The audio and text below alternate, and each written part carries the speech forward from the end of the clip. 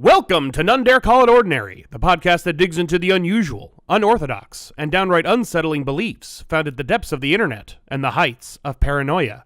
I'm your host, Dylan, and with me is the papal and Pentecostal Brent. Oh, actually, that's insulting to me as a Baptist, so... I went for both. I went for both extremes on the opposite of your Christian heritage. I thought that, worked well with our episode today. That's right. All right, so what's the holiday today? Well, today, the day we're recording, which is Sunday the 6th, is the Feast of the Epiphany. Ooh, what is that? That's basically when the Magi figured out Jesus was around. Oh, okay. So we figured out, we made, Epiphany, we figured out, okay, cool, Jesus is back, we can all party. Nice. But tomorrow, which for you listening, if you're listening to it the day it comes out, which you should be, it'll be Eastern Orthodox Christmas on the 7th. Very good. And it's very appropriate because today we're starting a new series on Sedevacantism, which is the belief that there hasn't been a pope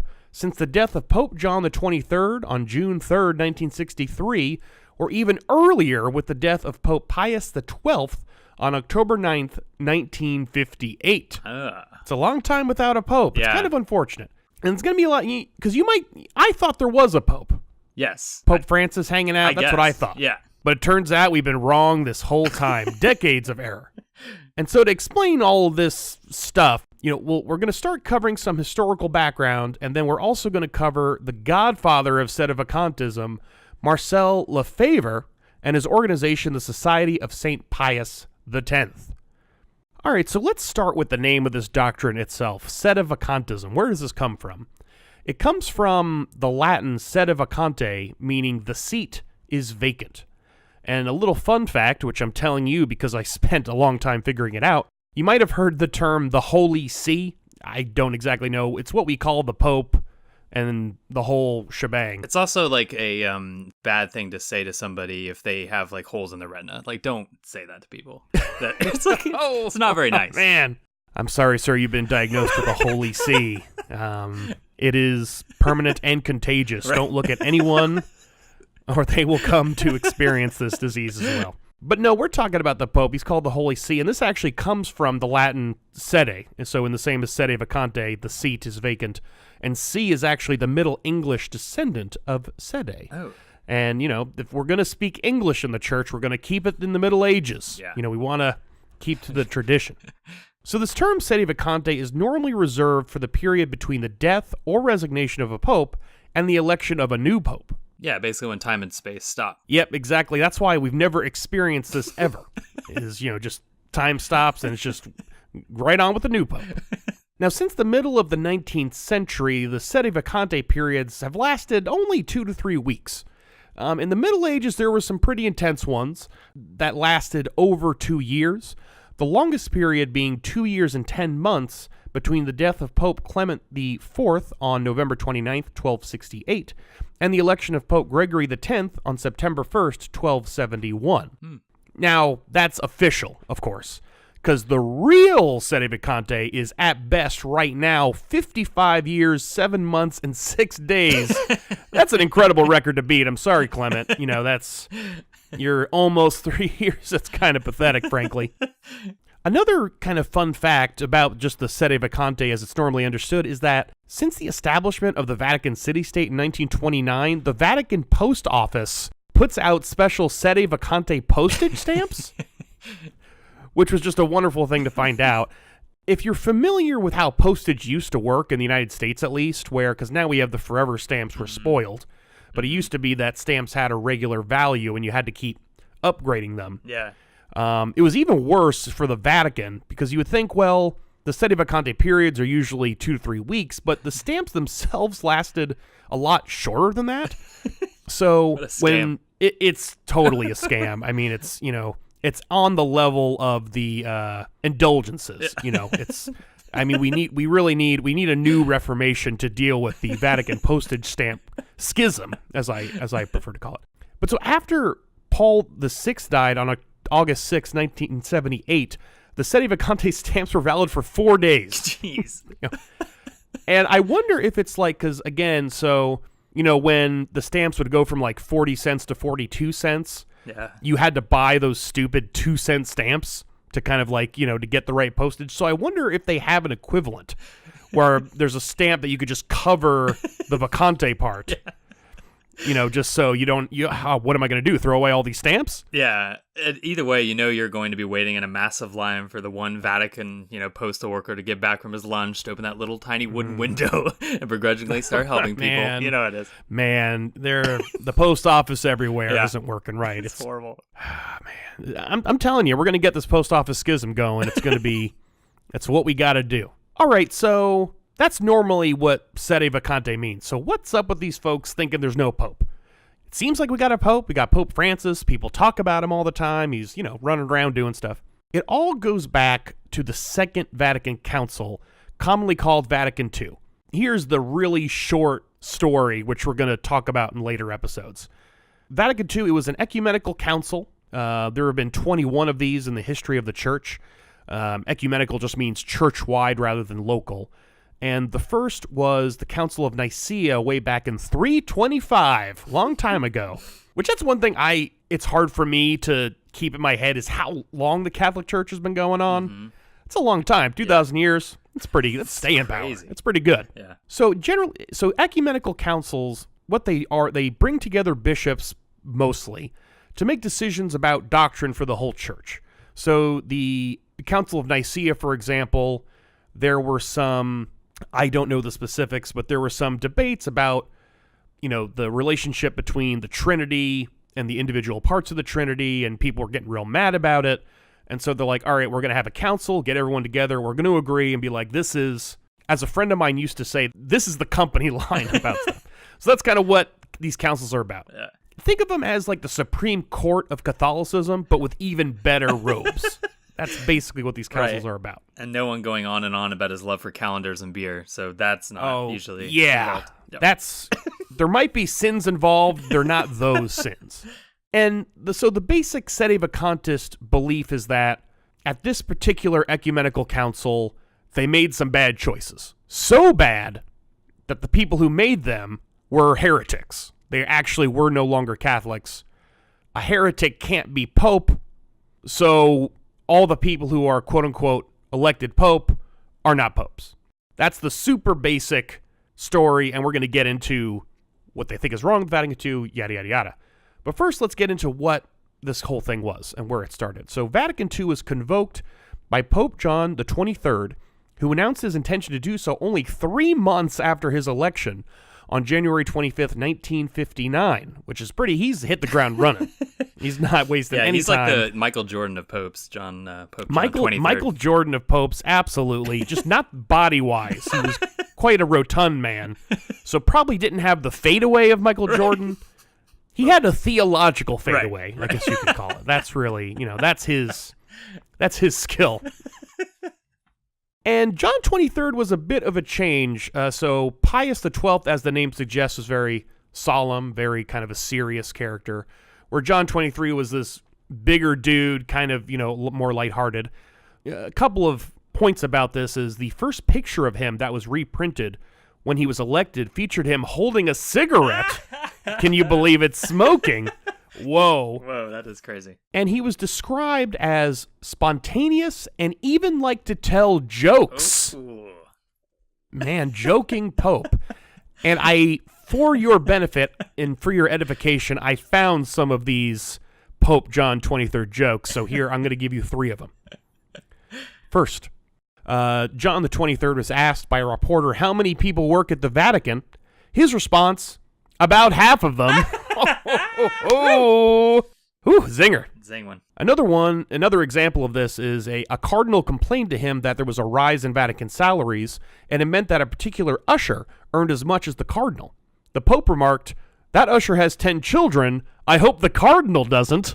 Just zingers all day.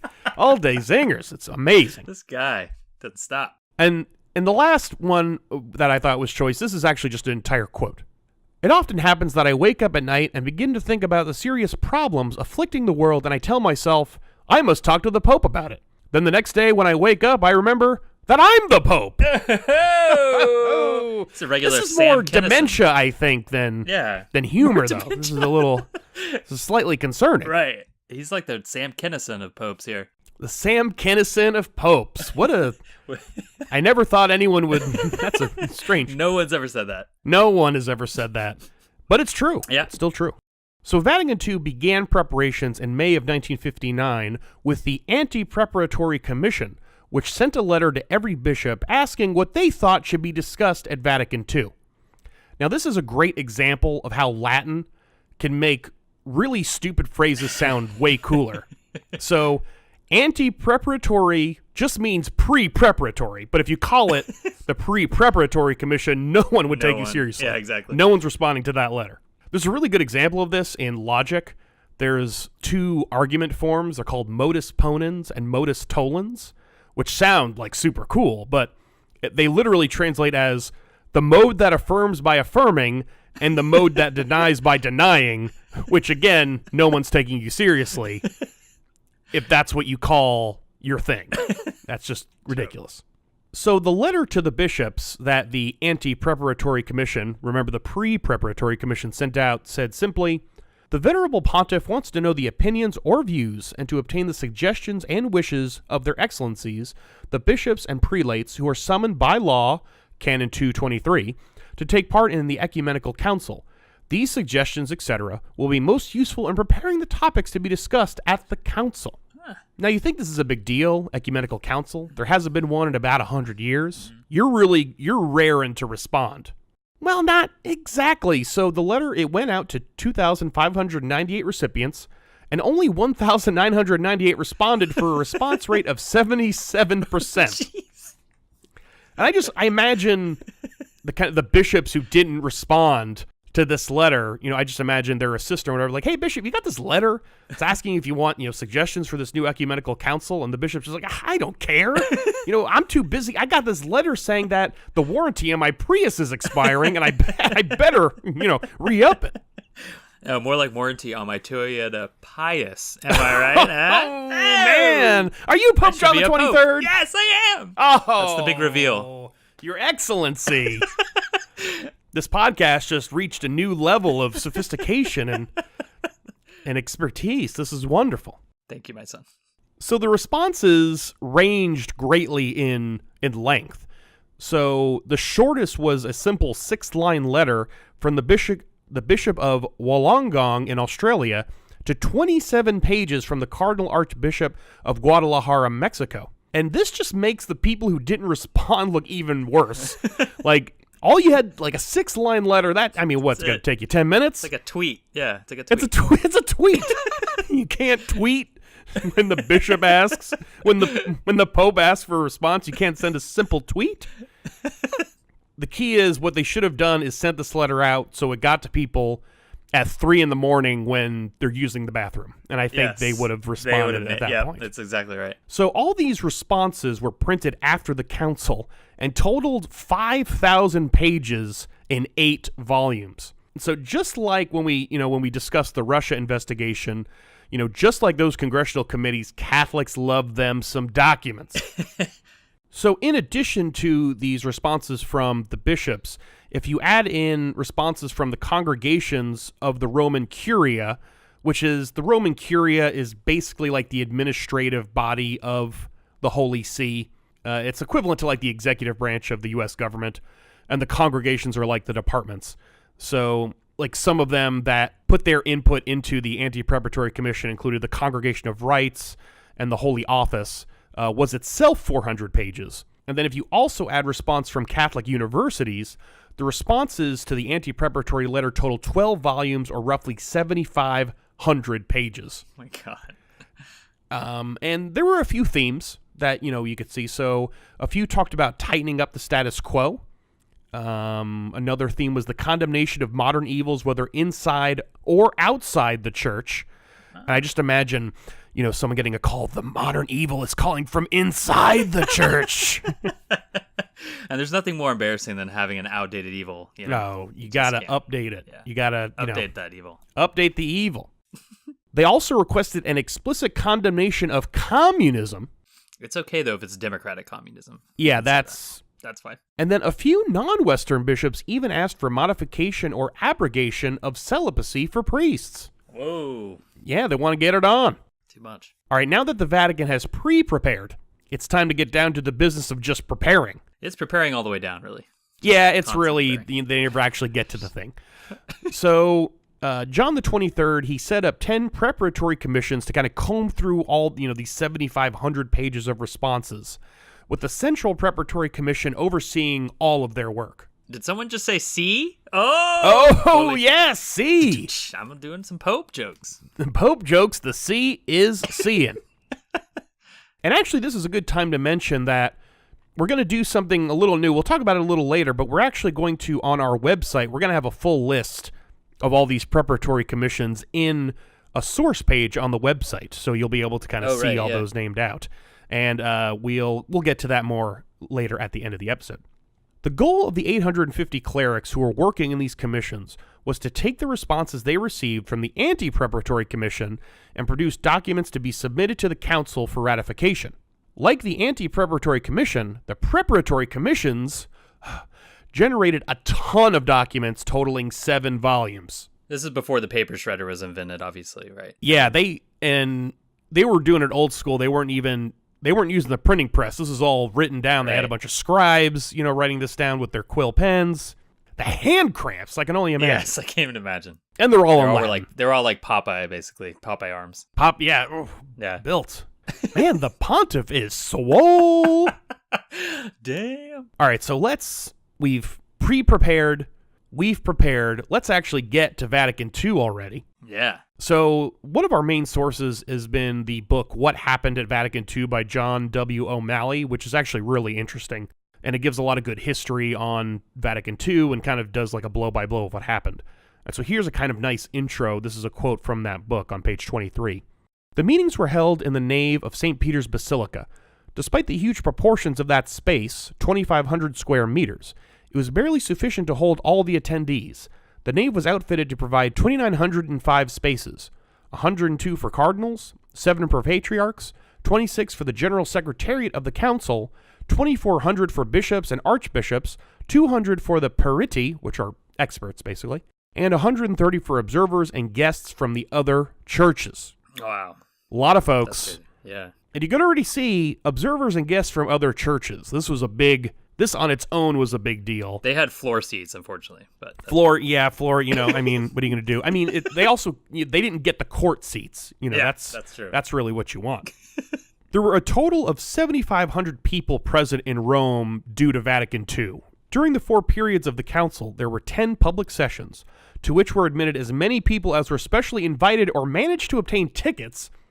Among these sessions were the opening ceremonies for each of the 4 periods. There were scalpers outside this council selling some hot tickets, making some good change. Yeah, that's what I did. Or managed to obtain tickets. That seems like a bizarre... It's Ticketmaster. You go through Ticketmaster, right? Yeah, you got to go through, and you got to pay the fees. I just imagine... the Archbishop of Detroit wanted to go, but, it's harder to get in than Hamilton, I imagine. It's just a bizarre...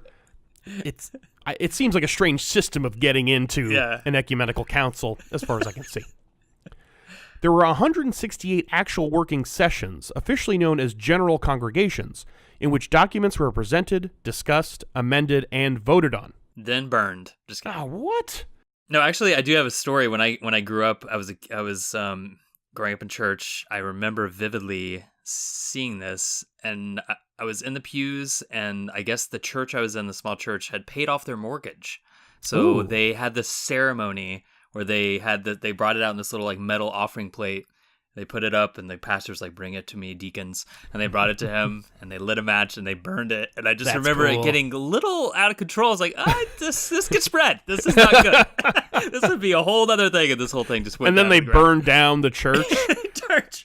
And then that would be the worst thing. And I was the only one that survived. So I think that's a fairly common rite, if I'm not mistaken. Kind of people burn their mortgages when they paid that darn thing off.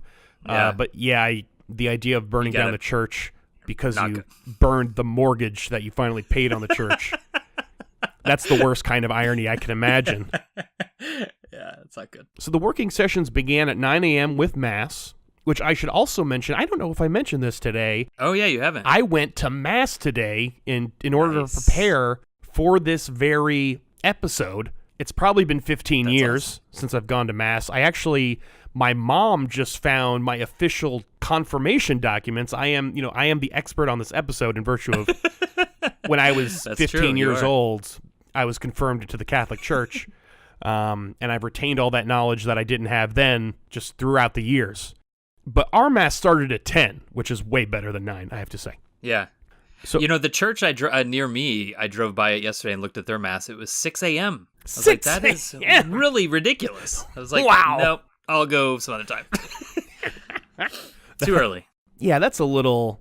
The sun should be up. So how was that Mass that you went to? What kind of... was it... Yeah, was it the old or new Mass? It was definitely a newer Mass. It was God. So again, we're going to get into these details later, but it was definitely the Mass of the Novus Ordo, which is what Sedevacantists call the quote-unquote Catholic Church that you all think is real, but isn't. And the worst part, I hate to say this is really going to worry our more traditional Catholic listeners. There was a guitar involved. And again... dear God. Was it plugged in? Was this guitar acoustic or was it plugged into It was acoustic. It was acoustic, so it wasn't... Okay. So it wasn't full-on modernist, like... I can't even begin to imagine a plugged-in guitar. Oh, don't even. I was so taken aback. If it was plugged in and not if it was distorted, too?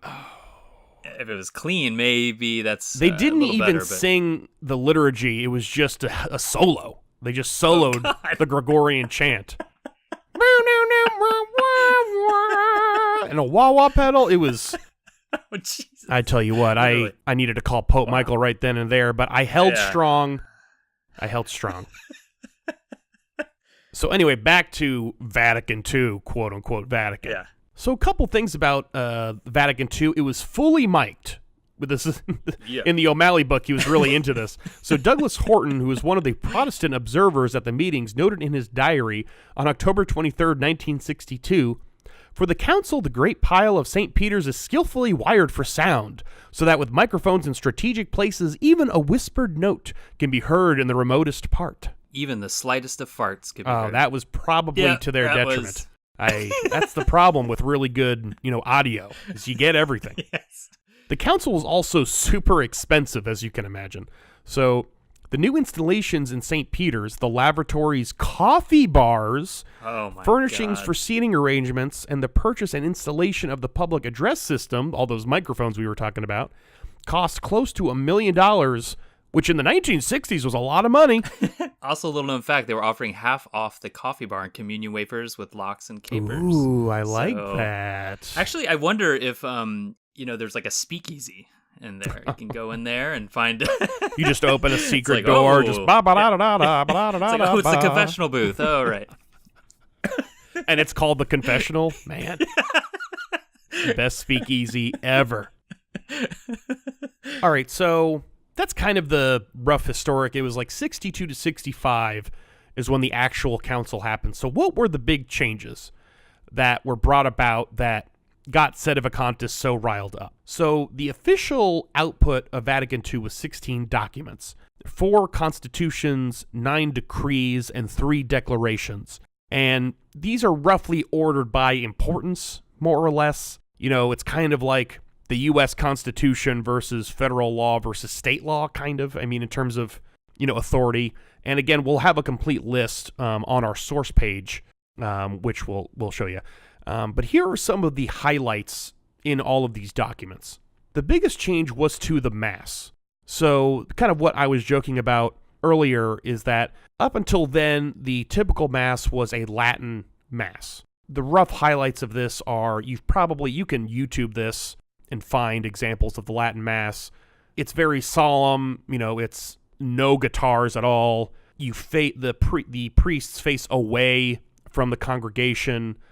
It's all in Latin, for example, all this kind of stuff. And so the biggest change that kind of, lay Catholics saw were the changes to the Mass. So the biggest one was the increased use of vernacular in the Mass, especially, so vernacular, just the language that, people naturally speak, and more about getting people involved in the Mass, kind of active participation in the Mass. So the worry was that people were kind of just going and like watching a show, and they wanted everybody to be kind of involved in the whole process, which was part of the reasoning for using the vernacular. And it should be noted that the Vatican II didn't require the guitars. It also doesn't require ugly buildings. Well, that'll be important later. It doesn't actually say you need those things in Vatican II. I wish it did, but it doesn't. And really, it's kind of interesting. I found an interesting article, which again will be on the source page, kind of about, there's a caricature. It's really the Sedevacantists are working with a caricature of the changes to the Mass. The caricature being, oh, it's a bunch of hippies singing hymns with guitars and, you know, in really ugly buildings facing the congregation and all this kind of stuff, which Vatican II itself didn't require that. You know what I'm saying? Yeah, it was still... That's more Pentecostal, so... Yeah, those Pentecostal Catholics ruining everything. All my friends growing up were they were all Pentecostal, and they had like hippie youth pastors playing guitars. Like, come on. Jesus freaks. Yeah, totally. So two of the other big changes with Vatican II was it promoted interfaith dialogue, you know, as opposed to shunning other religions and other non-Catholic Christians.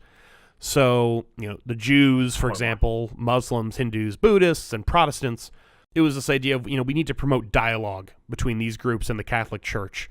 Instead of kind of beating our fists on the table saying, look, we're the one true church. Like, we still are the one true church, but we're not going to be such pricks about it. And then they also promoted religious liberty, and not just for Catholics. They said, you know, a basic tenet is, you know, everyone should be free to practice the religion they like. Now, that all sounds fairly benign. I think the one thing that interested me about this whole topic was this doesn't seem like that big of a deal, but for a lot of people, it's a real big deal. And one person in particular, Marcel Lefebvre, did not like what was going on. And I think Brent has more about this guy. So, Marcel Francois Marie Joseph Lefebvre. Man, good name. Yeah, thanks. It's a long name. Yeah, it's so many names. 1905 to 1991. Also, I should mention, this is a first in None Dare Call It Ordinary history. We looked up how to pronounce this man's name. We're trying to be accurate here. First time ever. We should have done it a long time ago. I know. We went through an entire Russian series. We were just winging it. We're just winging that whole thing. But now, you know, we're allies with the French, so we decided to give them the benefit of the doubt. All right. So he's a French Roman Catholic archbishop ordained as a diocesan priest in 1929 and taught at a seminary in Gabon in 1932. In 1947, he was appointed vicar apostolic of Dakar, Senegal, and then the next year as the apostolic delegate for West Africa. So quite a CV on this guy, huh? Yeah, he's doing a lot of work. It seems he's got a pretty good pace. That's right. He was elected superior general. And that, by the way, is a general without quotation marks around it. So you know it's not a tweet from the president, our president. So anyway, a superior general of the Holy See, not the Holy See, of the Holy Ghost Fathers. Ooh, spooky. Where he was picked to participate in the preparation and drafting of documents for the upcoming Second Vatican Council, which is confusing because I thought it was Father, Son, and Holy Ghost, not Father, Son, and Holy Ghost Fathers. I don't know. I guess that's just his name. Yeah, it should have been the Holy Ghost Father Sons. Right. Just get it all in there. That's more like it. Yeah. Yeah, and so this is so he was in I don't remember which one, but he was in one of the preparatory commissions. He was part of the 850 clerics who were part of that deal. Yes. He was a major leader of the conservative bloc during this council. That's later one thing that we didn't get into really is the kind of drama in the council. Yeah. You know, we have these documents and they're kind of the official documents, but a lot of them kind of got passed by the skin of their teeth. And there were a lot of opposition to a lot of this stuff. And so he was a big part of that opposition. Definitely. Later, Lefebvre would become a leader in opposing certain changes within the church associated with the council and resigned from his leadership role of the Holy Ghost Fathers in 1968 because of his opposition. You don't just leave the Holy Ghost Fathers. That is a sweet gig. Right. That's true. We'll go into more detail of this stuff a little later, but anyway, so in 1970, Lefebvre founded the Society of St. Pius X, SSPX, as it's called, as a small group That's not to be confused with South by Southwest. That's right, a different... Or MXPX, the Christian band. Yeah, or NoFX. Not Christian band. I went Christian with it, yes. So, as a small group of seminarians in the village of Icone, Switzerland, with the permission of Bishop François Cherrier, I think I got that right. Yeah. François Cherrier of Freiburg. Excellent pronunciations again. Thank you. So the Holy See did not approve, and Lefebvre was ordered to disband his society in 1975. So he completely ignored this order to disband, like a badass. Yeah, he's peaceful. I mean, SSPX, that's a cool acronym. I mean, you gotta be badass. I want that on a patch, and I want it on a jacket, like a jean jacket immediately. Yeah. My jean jacket. Dude, are you part of the SSPX? You fucking know it, bitch. Lefebvre for life. Like who? Lefebvre didn't stop there. In 1988, despite the expressed prohibition of Pope John Paul II, he consecrated 4 bishops to continue his work with the SSPX. Ooh, yeah. Man, didn't even So the Holy ask. See, yeah, and we'll go into, this is kind of just an overview, so I break this down a little later, but the Holy See countered this blatant disobedience by declaring that Lefebvre and other bishops participating in the ceremony were automatically excommunicated under Catholic canon law. So that's a status Lefebvre refused to acknowledge to his death just 3 years later. Yeah. Which is fucking punk rock, except for less fun and no loud music company. But yeah, you can't. No guitars at all. That's right. And this is a big deal for Sedevacantists, is this idea of having bishops. Yeah. Because the thing that the Catholic Church kind of bases its authority on is that it has a direct connection to the church as founded by Jesus. Right. So you've got the apostles, you've got Peter as the head of the church, founded by Jesus, and the idea is that bishops are the successors to the apostles. And so the reason the Catholic Church matters, according to them, is that they have this direct line. Mm-hmm. And so Sedevacantists, they need to have bishops in their favor in order to kind of continue. You know, this is a big deal for them because they want to continue the Catholic Church, but they can't do it through the regular organs. So they have to have access to these bishops, which is kind of part of what Lefebvre was trying to do here. Right, that's true. So, there is a happy ending, though. 18 years after Lefebvre's death in 2009, Pope Benedict the 26th lifted the I believe that's 16th. You're right. We're in the future. Benedict the 26th. Or maybe Benedict is just like slowly adding numbers. Like he's like, no one's looking. I'm just going to keep adding numbers. It turns out I was like 20 popes. Yeah, exactly. There's a bunch of fake popes in there. All right.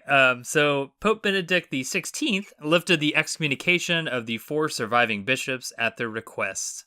So I don't know. What about the Deatharian bishops? What a lifeist, right? Yeah.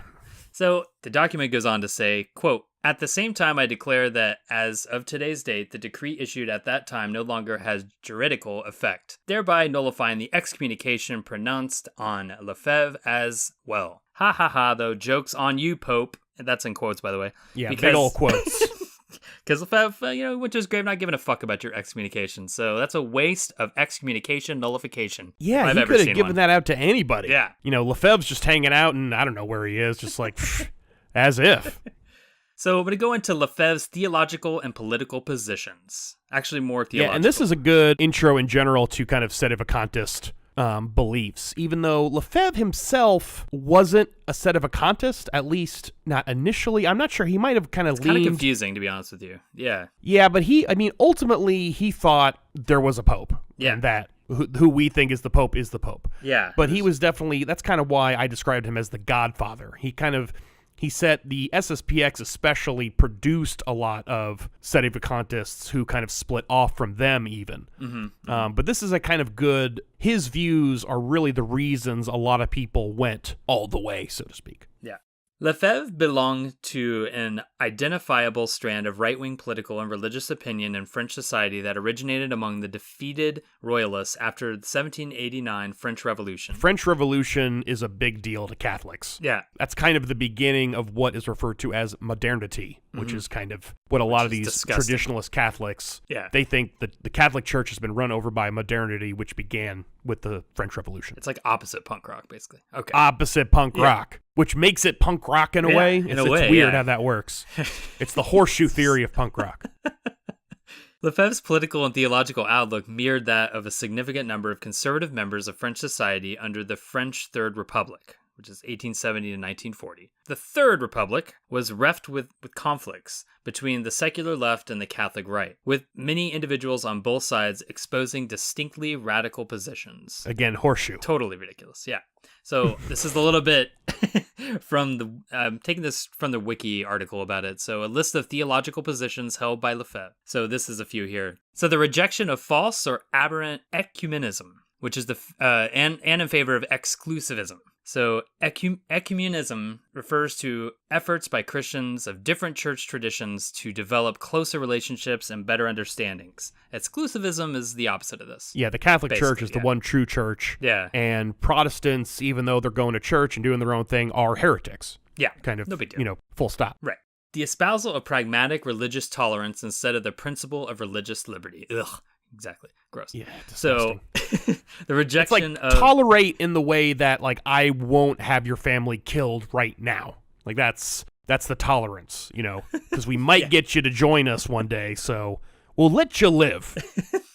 The rejection of collegiality within the church in favor of strict papal supremacy. Collegiality means the Pope governing the church in collaboration with the bishops of local churches, respecting their proper autonomy. So papal supremacy refers to the Pope knows best and the rest of the big hats can fuck off. I mean, I'm ad-libbing that, but that's I think that's a good. it. That's a good. Yeah. I mean, this also gets into a lot of people call the Novus Ordo or the modernist church, the various kind of insults they have for the Catholic Church. They also talk about the conciliar church, in this kind of spirit of collegiality. This idea that the Pope's, important, but he's part of a system of cardinals, and it's not just the Pope. Whatever the Pope says goes. Right. Opposition and the replacement to the Tridentine Mass with the Mass of Paul VI. The Tridentine Mass, also known as, and personally preferred by this podcast host, the extraordinary form of the Roman Rite, all really in caps and bolded, is the Roman Rite Mass, which appears in typical editions of the Roman Missal, published from 1570 to 1962. I mean, I unfortunately never had this as an employee book recommendation at Barnes & Noble, but yeah, that you should have been the kind of the Sedevacantists, like Splinter Cell at Barnes & Noble, and just like recommended all this stuff that no one's going to read. Right. This also just a couple of things. The Tridentine Mass is named for the Council of Trent. Yeah. So this was, 1570. That's the end of the Council of Trent. That's when they decided this is the Mass. This is also when people refer to the traditional Latin Mass. Mm-hmm. This is what they're talking about. And if you want to have a lot of fun, go on YouTube and look it up. It's a cool thing to look up. But there's also Sedevacantist videos comparing the Tridentine Mass to the Mass of Paul VI, which is basically just making fun of people who don't have money to pay for costumes and a lot of smoke. That seems to be the main let's just complaint. say it's highly biased in the editing. That's a good point, too. Also, guitars. Just kill all the guitars. So the Mass of Paul VI is the most commonly used form of the Mass in use today within the Catholic Church. Still the same. First propagated by Pope Paul VI in 1969 edition of the Roman Missal after the Second Vatican Council. So it is considered the ordinary form of the Roman Rite Mass, as it is intended for use in most contexts. It is a successor of the Tridentine Mass used since 1570, as we were talking about. Okay. Yeah, and I think this is ordinary form, so, Christmas, you might do something different.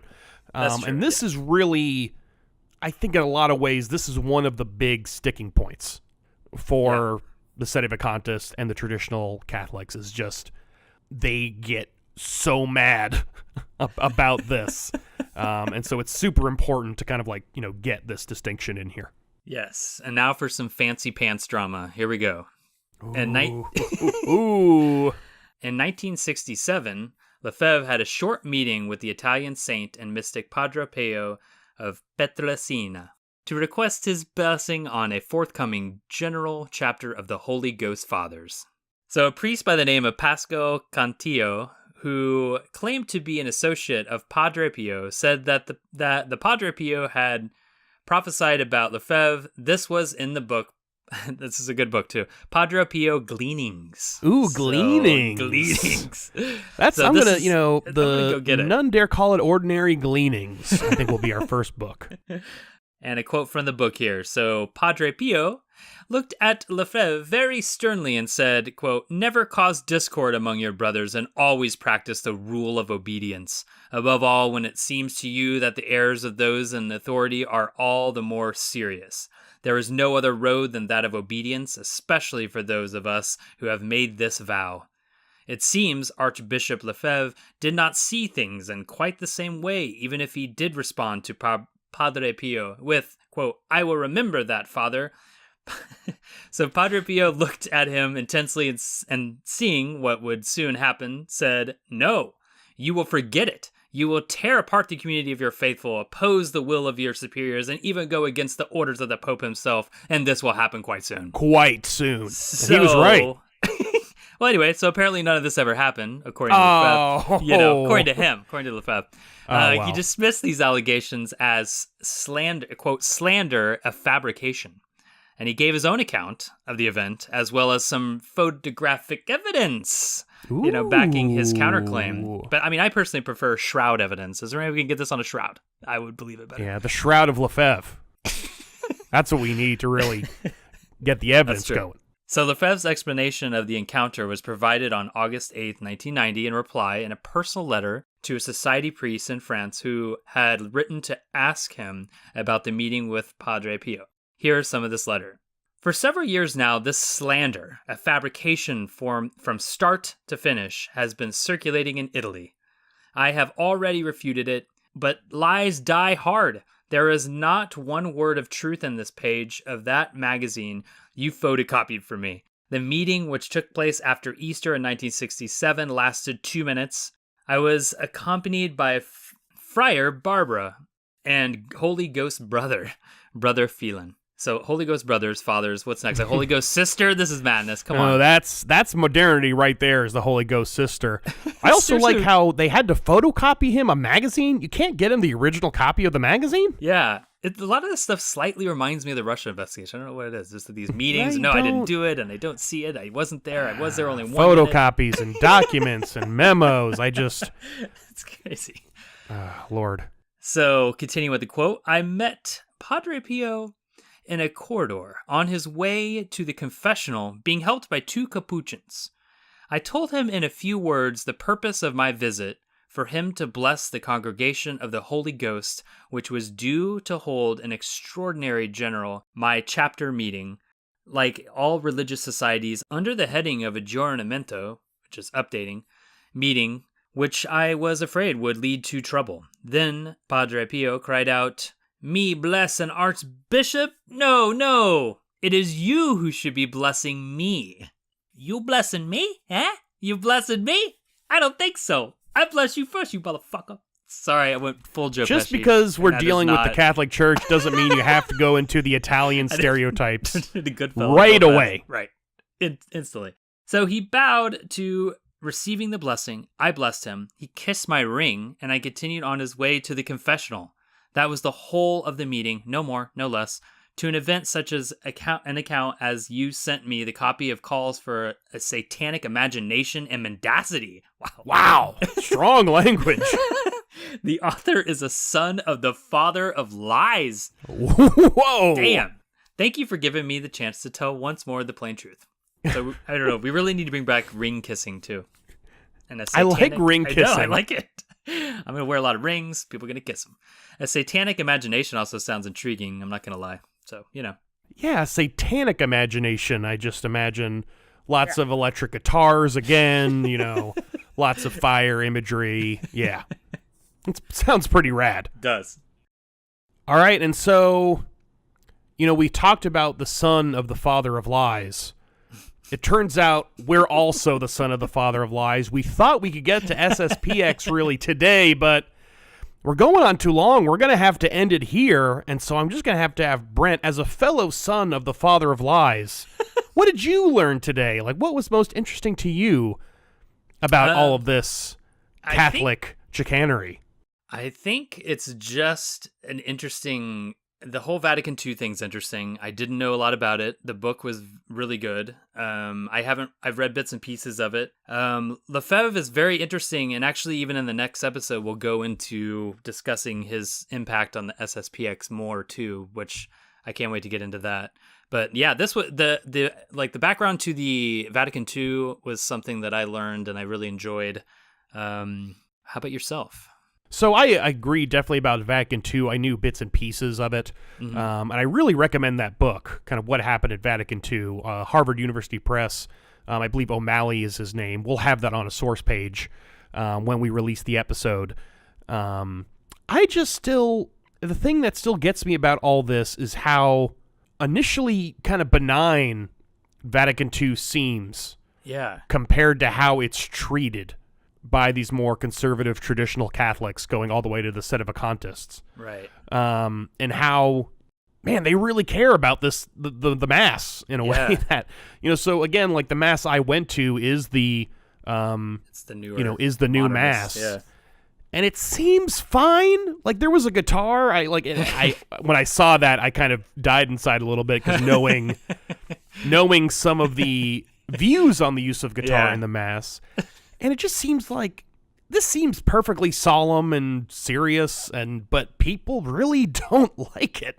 It really bothers people. Yeah, and in fact, when we were talking about this earlier, we were looking up, Sedevacantist churches or masses that you can go to, and there's a few in Vegas. I know. I can go. I'm gonna have to try and check it out because I really do want to. And you probably want to go to one. There's some in Detroit, I'm sure. Yeah, there's plenty in Detroit, and there's also. I think I'm gonna dip my toe into, because there are there are Catholic churches that have the traditional Roman Mass, and so I'm gonna dip my toe in with that first, right, and then go to one of the Sedevacantist churches that I found. Yeah, that would. But yeah, just. So much, we're going to get, there is a lot here. There is a lot of work in the Sedevacantist traditional Catholic world about these changes, which to me seem so benign. I think that's fundamentally what's most interesting to me. Yes, same. It's how much work people are putting into, not liking guitars at Mass. Like, fundamentally, that's what it seems like to me. And with that, we are done. Yes. So a couple of updates for the podcast. So first, it's 2019. It's the first podcast of the year. Feel real good about it. We have some changes to the website. We're actually making it useful to people who already listen to the podcast. So we're kind of using it as like a bulletin board service, kind of, we'll have, small kind of 1 or 2 line updates just telling you, when we're recording, all that kind of stuff. And we're also going to feature, for the first time, we're going to feature sources. We're actually going to give a list of sources so you can kind of go do, research on your own. You can see, where we're getting all our information from. And so that is nonedarecallitordinary.com. And also, always send us an email, do you like guitars at the Mass? Maybe you prefer a keytar? That might be more solemn. I don't know. You can get a good synthesizer, get a good organ sound. Yeah, some sort of organ mix with the guitar. Like, I don't know, that would be. Or like a keytar where it's like Gregorian chant, get something like that going. I would love to see a solemn keytar Mass. Yeah. I'm just going to put that out there. If anyone can figure out how to do it, or if you already know. Yeah. So, do you want the keytar Mass? Let us know. Send us an email. nonedarecallitordinary@gmail.com. The keytar reminded me of the key flute, which is the guy from Colbert. What is his name? John Baptiste, who Colbert is Catholic. Maybe we could work this out here. I'm seeing a key flute in the future. the modernist. What is a key flute? It looks like a little bitty a synthesizer that you put up to your mouth like a flute, and you're playing it. Oh, I know what that is. I guess those. I don't know if that's called a key flute.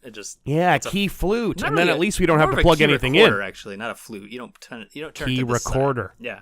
Key something. We're gonna get key something. What do you want? A key harp, a key lute, a key flute? Who knows? Send us an email, nonedarecalledordinary@gmail.com.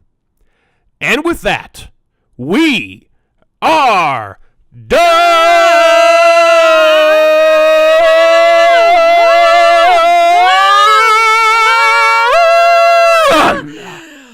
Go to mass. Go to church. Go to church. Never thought we'd yell out that at the end of a podcast.